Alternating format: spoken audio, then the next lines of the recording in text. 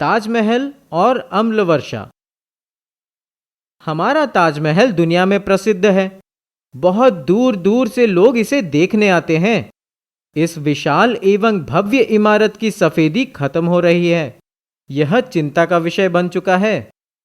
आगरा से 40 किलोमीटर की दूरी पर मथुरा का तेल शोधक कारखाना, जिसकी स्थापना 1973 में की गई थी, प्रतिदिन 24 से 30 टन सल्फर डाइऑक्साइड वायुमंडल को देता है। इसी कारण आगरा के वायुमंडल में सल्फर डाइऑक्साइड की मात्रा बढ़ गई है। सल्फर डाइऑक्साइड के साथ साथ नाइट्रोजन के ऑक्साइड बनते हैं। वायु में ये जल वाष्प से अभिक्रिया कर सल्फ्यूरिक अम्ल और नाइट्रिक अम्ल बनाती है। यह वर्षा को अम्लीय बनाकर पृथ्वी पर बरस जाती है, जिसे हम अम्ल वर्षा कहते हैं। ताजमहल संगमरमर या चूना पत्थर का बना है। वर्षा जल में उपस्थित अम्ल संगमरमर या चूना पत्थर से क्रिया करके ताजमहल की दीवारों एवं गुंबज का क्षरण कर रहा है। इसकी सफेदी फीकी पड़ रही है। इसे वैज्ञानिकों ने संगमरमर कैंसर नाम दिया है। अम्ल वर्षा से सबसे अधिक क्षति स्वीडन के 20,000 झीलों को हुई, जिनकी सारी मछलियां मर गई। इसी तरह जर्मनी के जंगलों को अम्ल वर्षा से अपार क्षति पहुंची है। मिट्टी की होने वाली क्षति को चूना डालकर दूर किया जा सकता है, किंतु अम्ल वर्षा को समाप्त करने के लिए उद्योगों से निकलने वाले गंधक और नाइट्रोजन की ऑक्साइडों की मात्रा में कमी लाना आवश्यक है। कोई गैस जहां से निकलती है वहीं के वायुमंडल में नहीं रहती। यह एक देश से हवाओं द्वारा दूसरे देश में पहुंच सकती है। अम्ल वर्षा पेड़ पौधों की पत्तियों को क्षति पहुंचाता है। इससे फोटोसिंथेसिस की रफ्तार धीमी हो जाती है। लोहा जैसी धातुओं का क्षरण हो जाता है। वायुमंडल में इनकी उपस्थिति से घुम कोहरा बनता है, जिससे दृश्यता प्रभावित होती है। कार्बन डाइऑक्साइड और हरित घर प्रभाव। कार्बन डाइऑक्साइड पानी में घुलनशील है, अतः यह माना गया है कि जीवाश्म ईंधनों से निकलने वाली कार्बन डाइऑक्साइड का अधिकांश भाग समुद्री जल में घुल जाएगा, जिससे वायुमंडल में इसकी मात्रा कम होगी। किंतु यदि मानवकृत कारण से समुद्र के जल की घोलक क्षमता पर विपरीत प्रभाव पड़े तो अगले 200 वर्षों में कार्बन डाइऑक्साइड की मात्रा 8 गुनी हो जाएगी। कार्बन डाइऑक्साइड प्राकृतिक और मानवकृत स्रोतों द्वारा वायुमंडल में पहुंच रही है।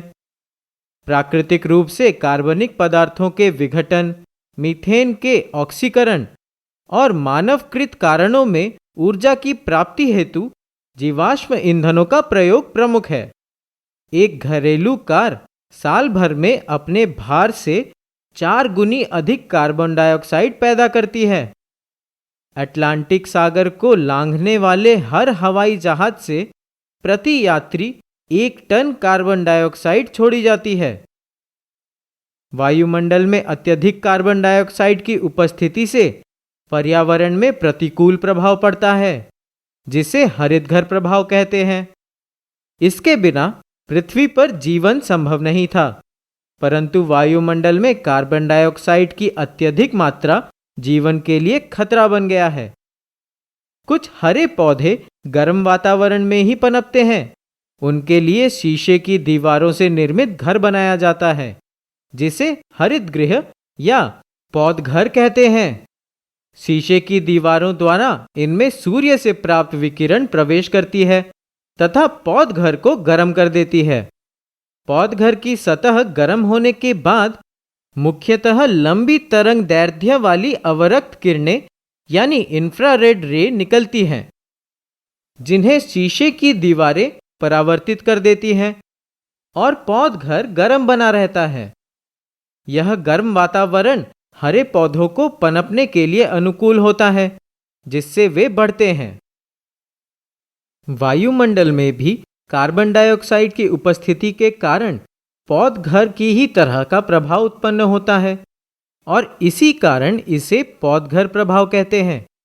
सूर्य की किरणें जब वायुमंडल में प्रवेश करती हैं तो ओजोन की परत द्वारा उसकी पराबैंगनी किरणें रुक जाती हैं। विकिरणों एवं कुछ छोटी तरंग दैर्ध्य वाली अवरक्त किरणें वहां से होती हुई पृथ्वी की सतह पर पहुंचती हैं और उसे गर्म कर देती हैं। पृथ्वी की गर्म सतह से मुख्यतः लंबी तरंग दैर्ध्य वाली अवरक्त किरणें उत्सर्जित होती हैं। वायुमंडल में कार्बन डाइऑक्साइड गैस इन अवरक्त विकिरणों के अधिक भाग को पृथ्वी की सतह पर परावर्तित कर देती है, जिससे पृथ्वी गर्म रहती है।